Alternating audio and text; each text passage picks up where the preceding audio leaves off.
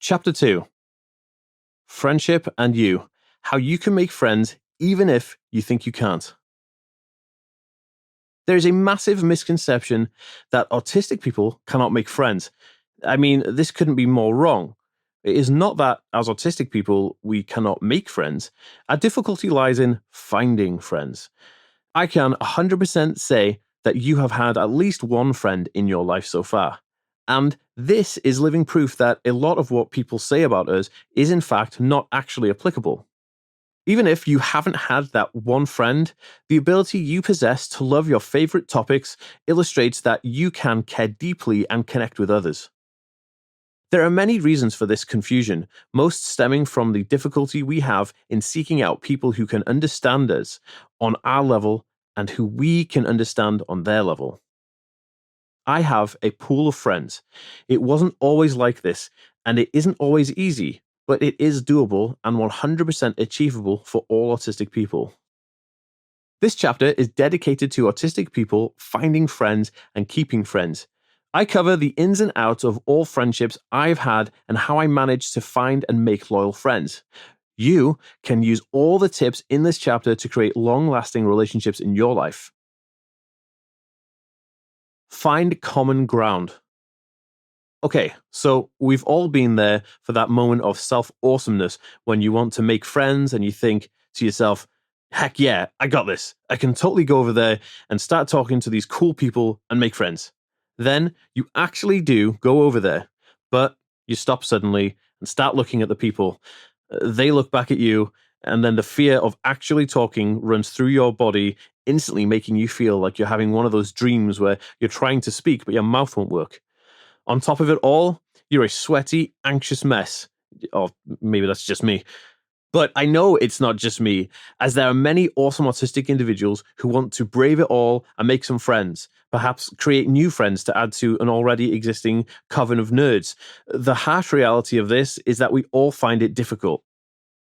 I also feel like it doesn't get any easier as we grow older. Trying to make friends in my 30s is just as tricky as it was in my teens. At about 6 or 7 years old, I remember being at school and trying to talk to other kids. When I went over, I didn't know what words to use, so I ended up just staring at them very creepily like some weird ass Halloween doll from a horror movie or something. This, of course, didn't go well. They ended up getting too freaked out and didn't want to play with me, so we didn't end up being friends. However, I found some progress at this time with a different approach, which leads me to one of the hacks I use to find and make friends to this day. My first experience with it led to making friends with someone who I am still excellent friends with to this day. Back in the late 80s and early 90s, I was a huge fan of Weebles. Yes, we all know they wobble, but they don't fall down. I knew you'd be saying that in your head if you're old enough to remember that advertisement, that is. At school, there was a Weebles aeroplane in a lovely maroon color that was just like a kid magnet. It was so shiny and bubble shaped, it was just amazing. At the time I spotted this plane, it was currently in the hands of a skilled toy operator named Lee Williams. As I approached him with awe in my eyes over this aeroplane, Lee turned while playing with the toy. Looking at me through his 80s bowl haircut, he smiled and passed me the plane. Whoa, I thought, with surprise. That was super easy, but why and how? Okay, so I have many questions. Now, about this time in your journey through this book, you are totally sitting there, just nodding your head like, this is me. Yes, you are autistic, you are amazing, and this is totally you. Okay, back to the story. I was so shocked that this kid, who wasn't obliged to play with or be kind to me, was able to do both out of his own free will, without my creepy stalker pose. How did this happen? Then it clicked. Aha! Just like Archimedes jumping out of the bath and saying, Eureka! I figured it out. Lee wanted to play with me and share toys because we both liked the same toy. We both were big fans of the Weebles. Okay, I know what you're thinking. So Dan, what do the Weebles have to do with friendship? It is very simple. Lee and I had common ground, which is the starting basis for any relationship. If you are starting a romantic relationship or a friendship with someone, you have to have something in common to be able to relate to one another. Why is this? Well, common interest creates communication possibilities. For example, a person who is interested in World of Warcraft will know a lot about the game. And if they come across another person who is really into World of Warcraft, then they will both be interested in knowing what the other person has to say on this topic. Making connections through your current friends. Once you've found your common ground and made a new friend, you can branch out through your friend. In high school, Lee introduced me to Warhammer model painting and took me to a lunchtime in school club where I saw other enthusiastic teens eager to paint their latest dragon or troll miniature figurine. This was awesome.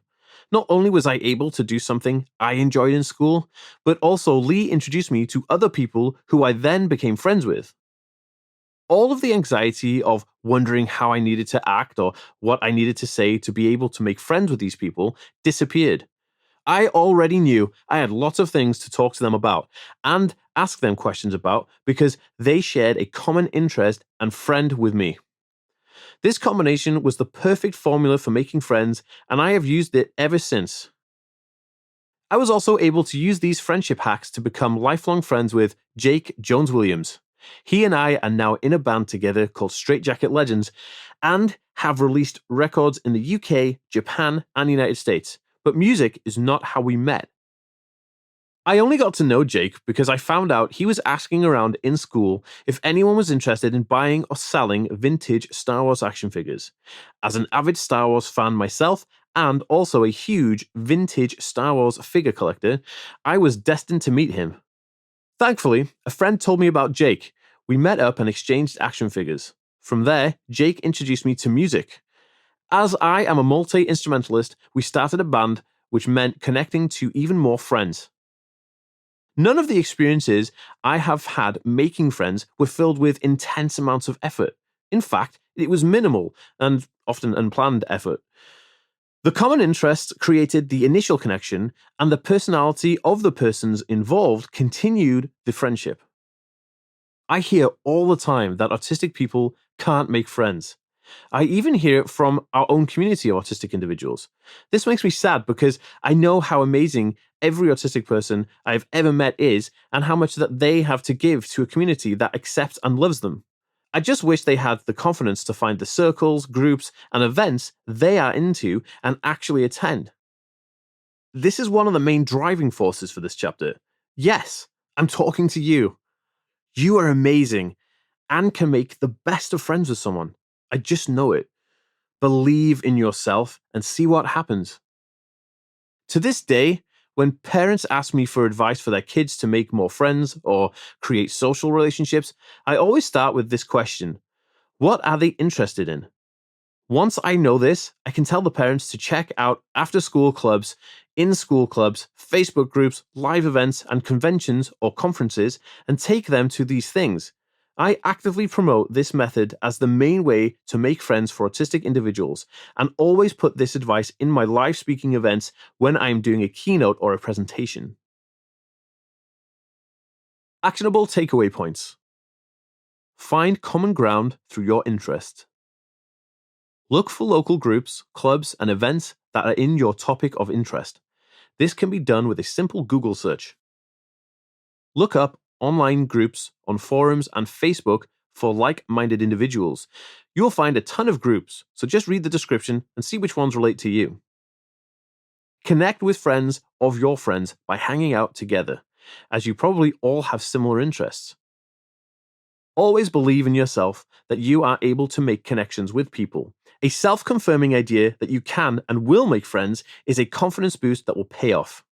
Also, collect Star Wars action figures. I'm only joking.